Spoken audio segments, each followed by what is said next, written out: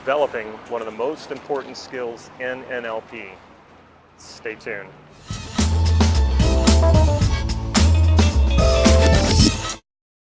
This is Damon from NLP Gym. NLP Techniques, Auditory Acuity. If you haven't already, please click subscribe to this YouTube channel so you can get these videos on a regular basis. So sensory acuity is the ability to notice changes in other people's physiology. It's also the ability to notice the changes in your own physiology. And this is also called calibration. Calibration is sort of a subset of sensory acuity. Calibration is the ability to notice how a person's going through certain state shifts and noticing over time what is creating those. So if there's a certain word that you say, it seems to trigger a person's state shift, that would be calibration. You start to notice these things so you can repeat that word if you want that person to go into that state. Same thing with anchoring, where you can touch someone, put them into a different state that way. Certain subjects do the same thing. You bring up a subject with a particular person, you notice it makes them angry, or you notice it makes them happy. Same concept. So auditory acuity is really listening to not only the person's predicates that they're saying, like the sensory predicates like, I see what you mean. Well, you don't actually see what someone means unless you're making that image in your mind. So that lets me know when a person says that they're accessing the visual modality. Then if you say, well, yeah, that sounds good. Well, again, the person's using the auditory channel. And if a person says, well, yeah, I feel what you're saying, well, that's going to be kinesthetic. So auditory, and this video is focusing on the auditory part of it, is also how fast or how slow someone speaks. And why is this important? Well, if I know how fast someone is speaking, I have a very good sense of how fast they're breathing. And the same goes for how slow they're speaking. If they're speaking slow, then they're breathing slow. Now, typically, someone who's speaking fast is using the visual channel because they're trying to keep up with their pictures. Very visual people tend to speak very fast because they're trying to keep up with the pictures that they're seeing or the movie that they're seeing. And they tend to breathe very shallow in the upper part of the chest. So I know when a person's speaking fast that they're breathing very fast and that they're probably breathing up here in the chest and that they're making images in their mind. If a person talks very slow, like this, well, that usually means they're breathing very slow and they're accessing more of their feelings. Very kinesthetic people like to get a sense of how something feels throughout their entire body. So it takes a while they speak. And it can drive very visual people crazy.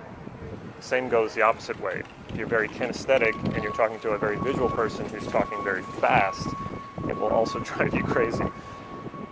So be aware of that. And for auditory people tend to have kind of a sing-songy way of speaking. It's hard for me to do because I'm not very auditory. It sounds pretty melodic and their breathing is very flowing and their voice is very resonant. They're very pleasant to listen to. So tempo and speed. Now I can talk very fast like this, and when I do this I have to speak very fast, and when I speak very fast, my breathing is very shallow, it's very high up in my chest, and I have to see images really, really fast and try to keep up with them. But if I speak very slowly, like this, which is actually my preferred way, because I can take my time. Now, if you're a very visual person, you are probably going out of your mind right now listening to me and saying, would you please hurry up and speak the rest of what you're saying? If you're a very kinesthetic person, you're probably like, yeah, he gets me. I like this guy. And if you're a very auditory person, well, you kind of fall somewhere in the middle. So that is also a very good skill to have, to be able to vary the tempo of your speech. It's very good to have if you're giving talks to people. It's very good to have to notice when you're talking to someone, noticing their tempo and speed and being able to match it for rapport. When you speak very quickly to a person who's very visual, that you're easy to understand to that person, and they can make those images very quickly, and you're going to build rapport with that person, especially if you have an awareness of their breathing. Breath is not just the life-giving source of oxygen for us. There's so much more to it. It's very, very powerful if you can get in touch with someone's breathing, if you can match their breathing, if even just noticing someone's breathing, the rate at which they breathe can be very, very powerful. So with the kinesthetic people, you'll notice their breathing is very deep. A lot of times they hang their head a little bit like this because they're looking down at their body for answers. This is where they get their information. And kinesthetic people tend to be a little overweight. There's two types of kinesthetic people. The ones who tend to be a little overweight because they like the comfort of eating food and not doing much. But then there's another kind of kinesthetic person, and that is the athlete. They like the way their body feels whenever they're pushing it to its limits. I used to be on the first type of kinesthetic person, and then I became the second type of kinesthetic person. So you can change these things. Very visual people tend to be very slender, and they tend to dress very well because they're constantly aware of their appearance. Very auditory people are somewhere in between. They pay a lot of attention to the way people sound, and if people have a very high-pitched voice or a screechy kind of voice, this usually drives auditory people crazy. They can't be around it. It just doesn't sound good. Hopefully this whole video you've been noticing the speed and tempo of the way that I've been speaking, and I have been varying it up from time to time. It's something I've had to practice that to do. It didn't come naturally for me. It does for some people. And try that when you're talking to people, and just varying the tempo and the speed of how fast you talk, and see how that affects them. Typically, when you start to speak slow, that's very hypnotic, and people will start to lean in and listen to you. However, you can't keep that up for too long because you'll either put them to sleep or they'll snap out of it and say, would you speed up?